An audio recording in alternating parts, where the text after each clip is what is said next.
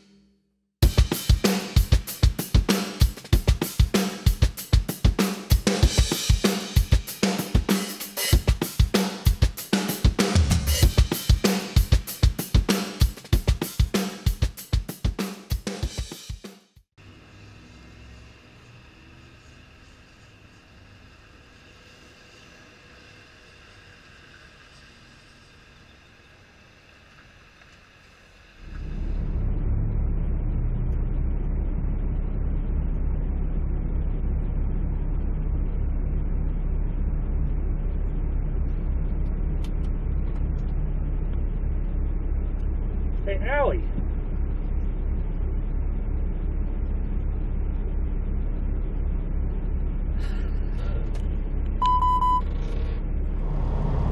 Well, that was crazy. I was just sitting here putting my routes in my computer, getting the GPS programmed, and who goes tooling by but Allie Knight. That was kind of funny. She didn't have her radio on. I tried yelling at her, but oh, maybe I'll catch her another time.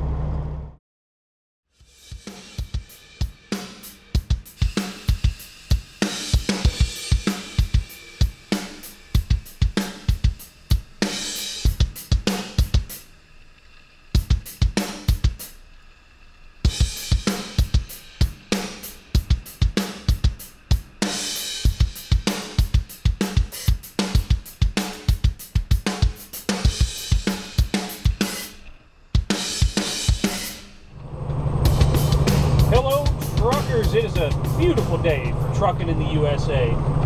Today I'm up in colorful Colorado running down the road.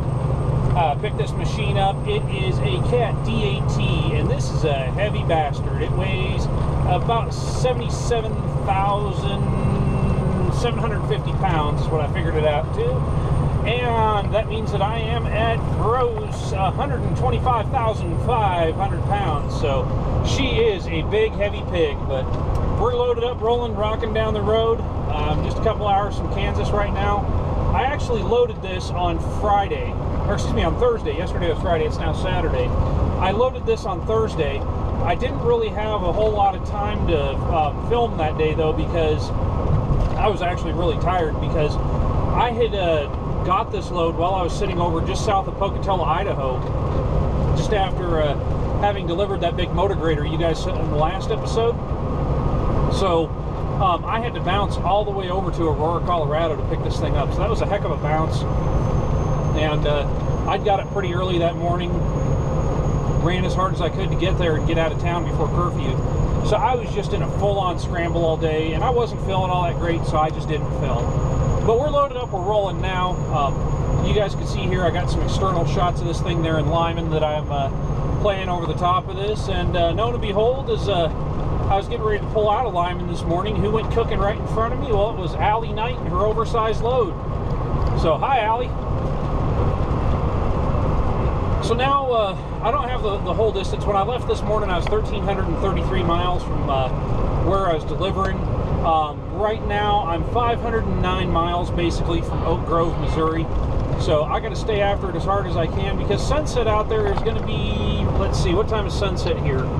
Sunset here is at 7:58, which is 8 o'clock. It's probably an hour or so earlier there, so I really need to push it, because sun's probably going to go down about 7 there. This says I'll arrive there at the state line at 6:20, so I've got some time to make. I'm going to have to hit it pretty hard. I don't know if we're going to be able to do it. Now this is some flatter country. It's not the flattest in the world, but it is some flatter country. The truck can perform out here. So what we're looking at is I really need to keep my speed up around 70, 71 all day, which it's not too warm. When you start hauling heavy like this, something you've got to take into consideration is your tire temperature. And when it gets above about 68 degrees, that's when you really start to have to figure on it, because when it gets real hot like that and you're running high speed, if you're pulling really hard, you're pushing really hard, and you're putting a whole lot of weight on your tires, if you're over gross on your tires, which actually in this case I'm not, I'm only 20,000 an axle, which on tri-dems you're allowed to go 20,000 an axle. With that, I can run this no problem.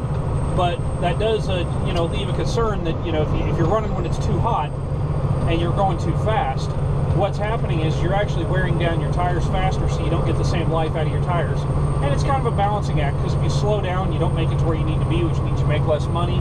So you just kind of have to find that happy medium. But today, I really don't have to worry about that. I am pushed for time a little bit because of the sunset issue. I got off to a late start this morning, because yesterday, all I did yesterday, we were waiting on permits most of the day, and I pretty much slept through the day. I really needed it. You know, I've been really stressed out over getting everything on the truck done, you know, the last couple of weeks. Actually, the last couple of months, I've been working really hard. I hadn't really taken any time for myself, and the time I did have for myself was busy, because we had my grandma's 80th birthday and those things there, so it was all full of family and hanging out and talking to people and doing things. I hadn't just really had any time to regroup, so that was really nice to have that yesterday. But the downside of that was I couldn't go to sleep until about 2 in the morning, because I'd slept most of the day. So slept in a little bit this morning, but I'm feeling great now. Feeling really good. So I'm gonna bust it on down, get all the way across here. And this load's going over to West Virginia, like I said. It's going to a pipeline operation out there. I'm not sure what they're building, but I know it's a pipeline company. I'm delivering it to their yard there. So that would be interesting. Wasn't too bad getting it loaded, just a lot of chains on this.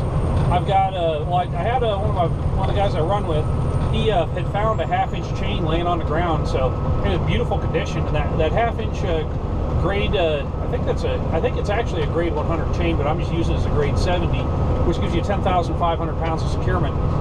So that one chain, along with the Peerless folding handle binders that I have, those are really good. I've got one of those on there, and then I've got 4 more chains in the rear attached to it, and then I've got another 4 in the front. So this thing is, it's down on the trailer pretty good. So it took a long time to get everything chained down, and then I just have a ratchet strap over the blade support.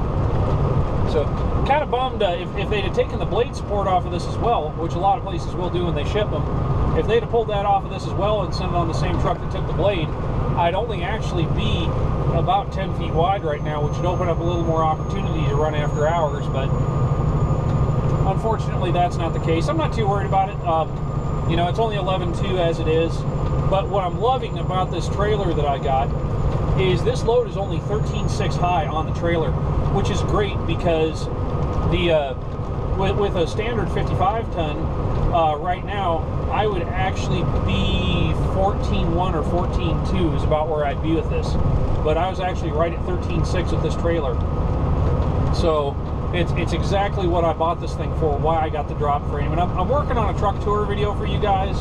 I don't know when I'm going to have it all put together, sometime in the next couple of weeks, because I'm sure you want to see everything we've done to it now and go on about that. So I'll be making that happen. And yeah, it's going to be a good deal.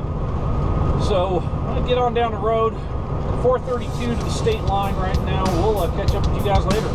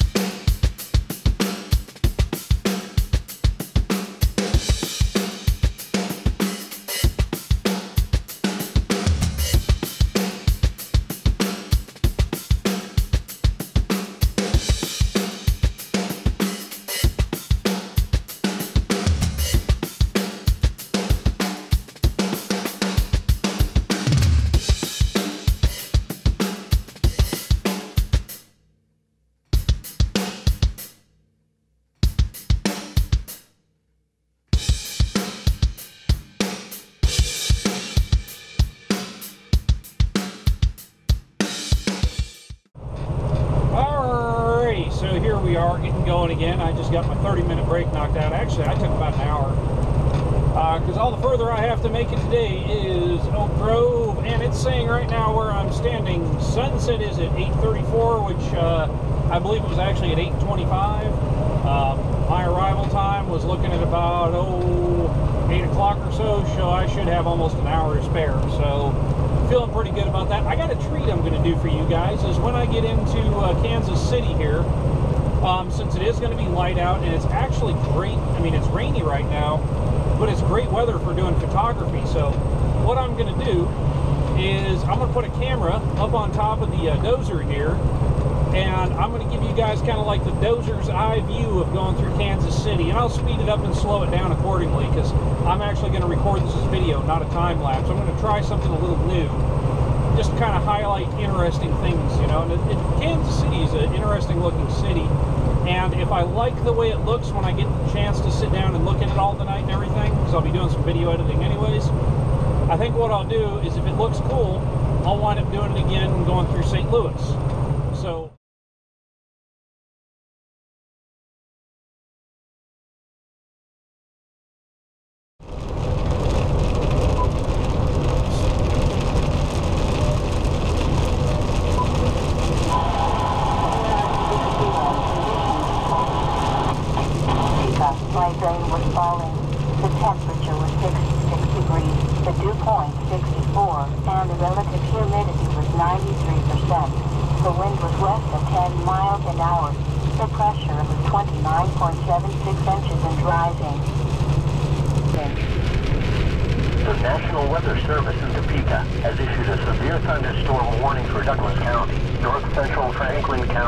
southeastern Jefferson County until 7:30 p.m. At 6:41 p.m., severe thunderstorms were located along the line extending from Tecumseh to Lecompton to Pomona and moving northeast at 50 miles per hour. Expected hazards include 60 miles per hour wind gusts. This is a radar indicated threat. The following impacts are expected. Expect damage to roofs, siding and trees. Locations impacted include Baldwin City, Lawrence, Oskaloosa, Sintropolis, Lecompton, Lone Star, Perry, Williamstown, Pleasant Grove, Midland, McAlpin, Eudora. This includes the Kansas Turnpike between mile markers 189 and 205. A tornado watch remains in effect for the warned area. Tornadoes can develop quickly from severe thunderstorms. Although one is not immediately likely, if a tornado is spotted, act quickly and move to a place of safety inside a sturdy structure, such as a basement or small interior room. For your protection, move to an interior room on the lowest floor of a building. Torrential rainfall is occurring with these storms and may lead to flash flooding. Do not drive your vehicle through flooded roadways. This is NOAA Weather Radio Station WXK91 in Topeka, Kansas. Here are the 6 p.m. conditions for the local area. At Topeka, light rain was falling. The temperature was 66 degrees, the dew point 64, and the relative humidity was 93%. The wind was west of 10 miles an hour. The pressure was 29.76 inches and rising. The National Weather Service in Topeka has issued a severe thunderstorm warning for Douglas County, north central Franklin County, southeastern Jefferson County until 7:30 p.m. At 6:41 p.m., severe thunderstorms were located along the line extending from Tecumseh to Lecompton to Pomona and moving northeast at 50 miles per hour. Expected hazards include 60 miles per hour wind gusts. This is a radar indicated threat. The following impacts are expected. Expect damage to roofs, siding and trees. Locations impacted include Baldwin City, Lawrence, Oskaloosa, Sintropolis, Lecompton, Lone Star, Perry, Williamstown, Pleasant Grove, Midland.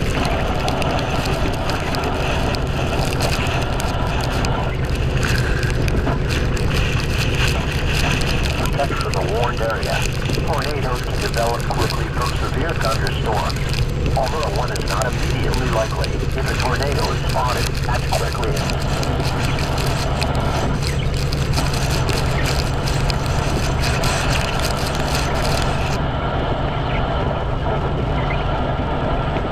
With these storms, and may lead to flash flooding, do not drive your vehicle through flooded roadways. This is NOAA Weather Radio Station WXK91 in Kansas. Here are the 6 p.m. conditions for the local area. At Topeka, light rain was falling. The temperature was 66 degrees. The dew point 64, and the relative humidity was 93%. The wind was west at 10 miles an hour. The pressure is 29.76 inches and rising. The National Weather Service of Topeka has issued a severe thunderstorm warning for Douglas Turn County, left on Northwest Franklin 25th County, Street. Southeastern Jefferson County until 7:30 p.m. At 6:41 p.m., severe thunderstorms were located along the line extending from Tecumseh to Lecompton to Pomona and moving northeast at 50 miles per hour. Expected hazards include 60 miles per hour wind gusts. This is a radar indicated threat. The following impacts are expected. Expect damage to roofs, siding and trees. Locations impacted include Baldwin City, Florence, Oskaloosa, Centropolis, Lecompton, Lone Star, Perry, Williamstown, Pleasant Grove, Finland, Montalban, Eudora. This includes the Kansas Turnpike between mile markers 189 and 205. A tornado watch remains in effect for the warned area. Tornadoes can develop quickly from severe thunderstorms. Although one is not immediately likely, if a tornado is spotted, act quickly and move to a place of safety inside a sturdy structure, such as a basement or small interior room. For your protection, move to an interior room on the lowest floor of a building. Torrential rainfall is occurring with these storms and may lead to flash flooding. Do not drive your vehicle through flooded roadways. This is NOAA Weather Radio Station WXK91, Topeka, Kansas.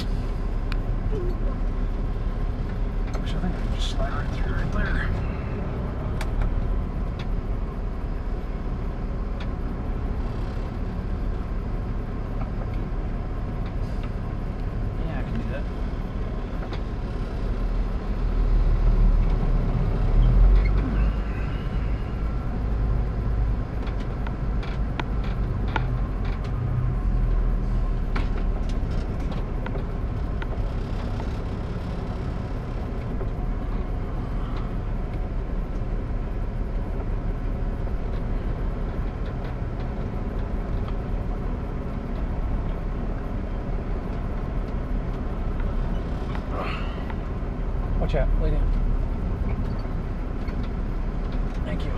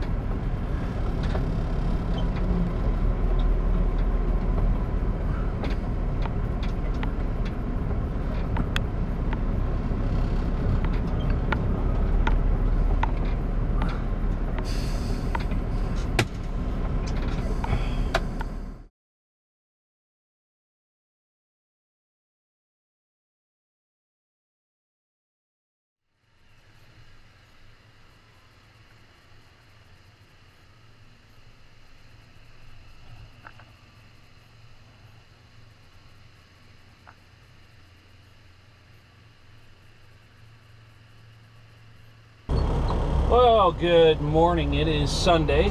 I am just leaving Topeka, Kansas. We shut down here last night. The storms were just getting insane. And it didn't really matter because I don't have my Ohio permit yet, so I can't go into Ohio. So, I mean, really all further I can make it today is Eastern Indiana. So, that's the way it is. That being the case, I don't have to push really hard today, so it would have been kind of dumb to drive the truck into a storm last night knowing what I know now. So, because I hadn't, checked all that out yet. I knew I didn't have the Ohio permit, but I didn't know how many miles it was. I was just, throw down, drive hard, and so doing that, I came to the realization that this morning that I can only have to drive about 6.5 hours today. So I have about all the time in the world to get where I'm going. And then I do need to get in there fairly soon, though, because I do need to do laundry. And then once I get laundry done, I can take it easy. I got to work on an episode for you guys, too. So that's coming up here. But get an episode done, get the laundry done, and then Monday morning I'm going to be sitting around waiting on permits. So hopefully my office has those for me pretty quick. I'm just kind of waiting on that to see. In 3 miles, take the exit on the right to Kansas 4 West. Yeah, we're doing the little detour route, and if there was any flood water on this, which I doubt there was, like I was saying last night, I doubt there was. But if there was, it's receded by now. So, it's just not worth risking those types of things. So it shouldn't be too bad of a ride. I got to stop over to Oak Grove. I'm going to get the oil change there. I was going to do it in Lyman, but every time I went in there and talked to him, it was a couple-hour wait. So really need to get it done in Oak Grove. I'm getting to the point where I have to do it now. So we shall see here.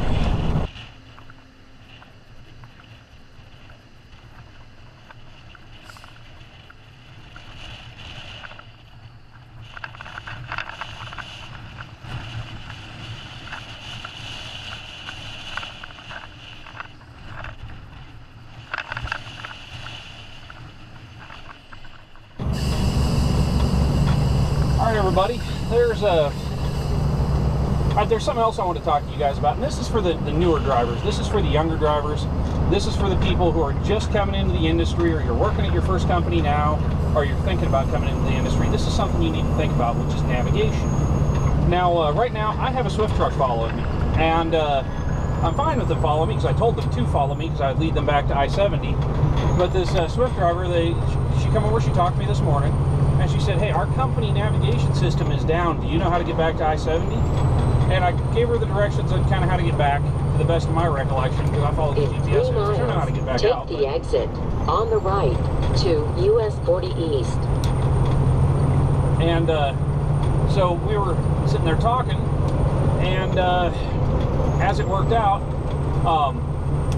she couldn't quite remember the directions I was given, didn't have any mapping software, didn't have any backup, didn't even have maps on her phone or anything.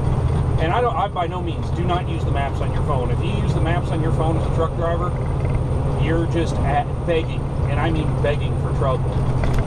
When you guys can afford it, and I mean by afford it, I mean as soon as you can manage to make the purchase, I recommend getting a good solid GPS. And like the Garmin 660 and 770, those are the two that I've used recently. I have really liked both. They had some issues with the 660 that I feel that they absolutely fixed at the 770, and I'm working on a video review of that thing for you guys now, so you'll get to see that pretty soon. But you definitely need to be able to navigate. And another thing that I recommend is from day one out here, and I mean day numero uno, you should have a laptop computer or a tablet. A tablet works great. But I always tell people that you need a PC based, so we're talking Windows 8 here, PC or tablet, or Windows 7 will work too, but you need to have a laptop or a tablet that can run, there's a program that I really like, which is Microsoft Streets and Trips. It works really well for a lot of things. Unfortunately, it has no compatibility to talk to Garmin, which I haven't tried it with the new Garmin yet. I actually need to do that to see if that's changed, but in the past it did not have compatibility to talk to the Garmin. So with that, you can really program your routes using Garmin software though, and that's what I like about Garmin software. You use Garmin software, you program your routes in, and you're good to go. You don't have to worry about it. There's no stress take about the it. exit on the right to US 40 East. So also, you know, you should have a motor carrier atlas. I don't carry one with me because I have 2 computers with me, and the likelihood that, you know, both of my computers are going to be down is just, it's minimal. So what I do instead is I have mapping software on both my computers. If I get in a bind, I can use one or the other. And I have my logbook software on both computers, so if I get in a bind, I can use either computer to write my logs. I can do everything that I need to do. I can even use one to recover the other. So I'm pretty well set there. I'm not saying you guys need to do that. That's what I do. But being able to navigate in this business, if you can't navigate, you can't drive. It's that simple. You need to be able to navigate when you're out here. And, you know, this driver, she told me she's new, and I understand that. And believe me, I'm not trying to put her down. You know, everybody in this business had to start somewhere. Take the exit on the right the company to that she's US driving 40 for. East. I think they're a horrible company, but you know, it is a job, and I'm not gonna disparage anyone for working, but it is incumbent upon you to signal her that this is where she's getting off. At the end of the street, turn left. Yeah, there she goes. All right, she's got it. That's good. That goes back to I-70. I have to take this little detour, but she found her way back to I-70 there. So that's yeah, she got her. She's kind of wondering, oh shit, do I follow? No, she saw the sign. All right. No CB in the truck, and this is another reason you got to have a CB in the truck. Like if someone's helping you out, giving you directions, whatever else, like I'm doing here, I don't mind doing that. But you know, you can't talk to someone. I'm sitting here relying on nonverbal communication to say, hey, did you figure out what it was I was trying to say to you? And you know, she's got it now, and everything's good. And I explained to her that I was going to be turning off before I-70, but you know, it'd have been a lot easier if I could just picked up the CB and said, hey, this is your turn. Go ahead, go here. So that's my little rant for the day on that. I just wanted you guys to consider that, you know, get good at navigating, and this is something you can do. Like if you're just like looking at getting into trucking and you haven't got into trucking yet, this is something you can do before you even get in the truck. You know, figure out your way around, figure out where routes are, figure out where your highway systems are. Something I explained to the driver is, you know, she said to me, well, do I get on I-70 South? Continue on US 40. I said that there is no I-70 South, and this is how the highway system breaks down for everybody. You have your numbered highways, I-10, I-20, you know, so on and so forth. Those start at the southern border and they go north, all the way up to I-90, 94. Any interstate that has a even number is an east-west road. And so that's how you can tell what type of a road you are on. And that is universal amongst all the states, is when you're on a road that has an even number, it's an east-west road. When you're on a road starting with I-5, you got 15, 25, 75, 95 on the East Coast. All those roads, they start from the West Coast and they work their way east. And that's where you come up with the numbering system for that. And those are all the north-south roads. So that's something to remember there. Your north-south roads are odd numbers. Now, when you're dealing with interstate systems, you also have highways. And the thing with highways is highways work in opposite order. Highway 1 is on the East Coast, Highway 99 is on the West Coast. So the only place you really have any overlap between highway numbers and interstate numbers is in the center of the country, and it's not too bad there. There's a few places where it gets a little confusing, but that's just important to know the designation. There's also state routes, and depending on what state you're in, you know, it gets a little confusing there. So there's no real rhyme or reason to that, although they do kind of follow one way or the other, just depending on the state. And the other thing you need to know about the interstate system is that when you have an interstate that has a 3-digit number, that you have to pay attention to what those numbers mean, because if you're on, like, let's say Interstate 135, that means that is an interstate that takes a segue away from Interstate 35 and does not rejoin 35. However, all even starting numbers like the 235, 435, 635s, you know, 605s, anything like that, those are all belt routes. And that road, if you get on that road, it will rejoin the road you were originally on. So don't make that mistake. Don't get on a 3-digit road with an odd number thinking that it's going to go around a city, because a 3-digit road with an odd number is not a belt route. It is a segue away from the interstate that you're on. I hope this helps a lot of you guys out there. I'm going to sign off this. We got to get over to Oak Grove here, and I will check in with you guys later. All right, so we are in Illinois, land of Lincoln, and it is about 5:30 local time, and I am pushing hard because we're running out of daylight is the problem. And traffic today coming through Missouri has just been insane. It's been nuts. I don't know what's going on, if it's because they had the baseball game or whatever it was that was going on, because I noticed the stadium was packed. And it's been like ever since I hit the Missouri state line this morning, it has been just packed. And you guys saw I filmed that little adventure at the Aroma there. If you didn't go see that, you should really go click out that. It's in my videos here, and I'll throw a link in the bottom here. What happened there, that was today that happened. And wound up dealing with that, and then went in and got some lunch, and I was in a hurry, so I got the food, got the food I got, and I got some chicken strips, and sat down to eat them, and even though the outside was cool to touch, the inside of them were still screaming hot, so I totally burnt the roof of my mouth. So been feeling kind of weird from that all day. Just kind of gives you that icky feeling, and it's not like peeling or anything, it's just icky. And burnt my tongue a little bit too, so not having the best day here. Not having the best day. So that's between those couple of things there, it slowed me down quite a bit. I'd normally be able to get out here and run at speed, but there's a lot of times today, just in the traffic we were in, it was like 45 miles an hour, and for no reason that I can see whatsoever. Now that I've got into Illinois and all the interstates kind of broke apart, we're able to move a lot faster now. But I'm just kind of wondering what's going to keep up there. I'm almost to I-55. I'm on the 270 right now, which is also I-70.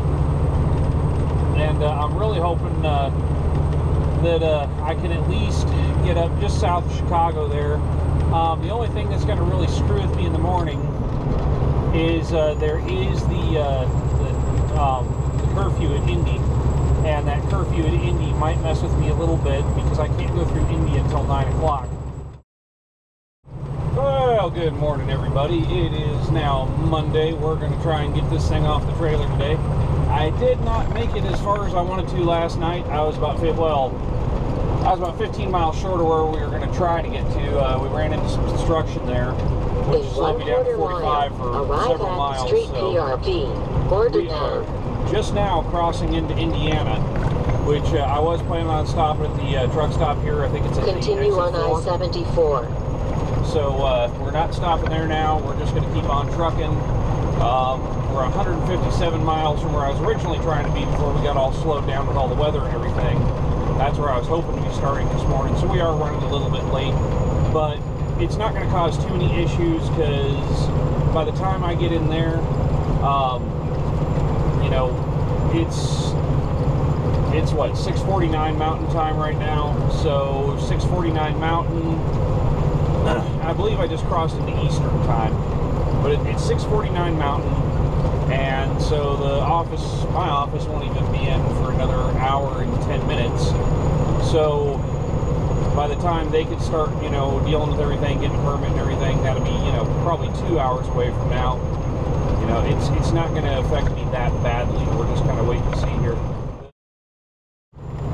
Alrighty, so we are in Indiana, almost into Ohio. We're another 28 miles from Ohio, 358 miles from delivery, so let's just stop, got a little lunch in me, hung out, and took care of a couple of things I need to take care of, and back after it again. They didn't want to deliver this till the morning because I have to have a police escort in there, so they wanted to have that all arranged. So we'll be doing that tomorrow, and you guys will get to see some video of that because I'm putting cameras on the outside for that.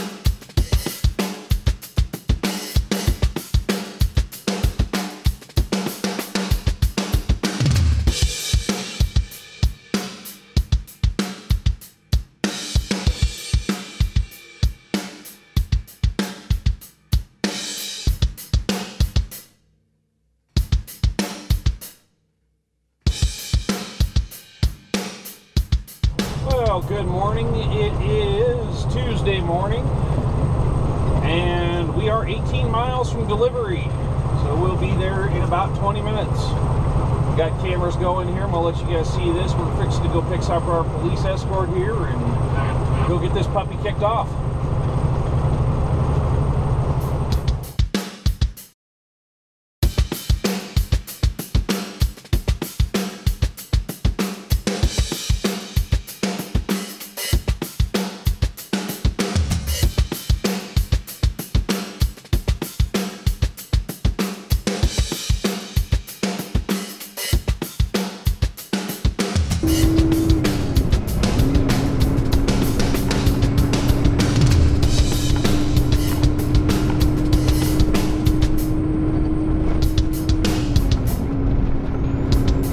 You got it on? Yeah, go ahead. Hey, are you going over here to the pipeline place over off Industrial Drive? Yeah, I was supposed to wait for the police escort for whatever reason. Yeah, they're supposed to meet down here. You want to follow me to where they're at? Alright, yeah, go down there.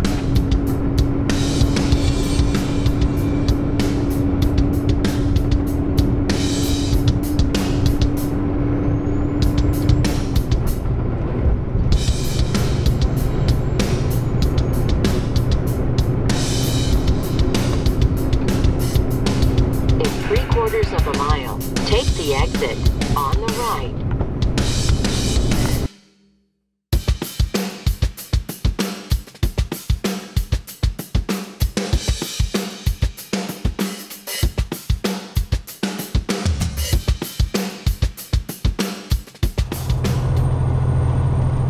So here we are, we're moving now. Me and this other truck here have been waiting. The police escort didn't show up. I guess they were waiting at a different spot that we were told to wait, so something happened there and not the word got to everybody that it needed to get to, so I'll get over here and hopefully go get delivered. So I've been sitting here, 30 minutes now. So hopefully we can get in here, get these things kicked off pretty quick, and then we will get on our way.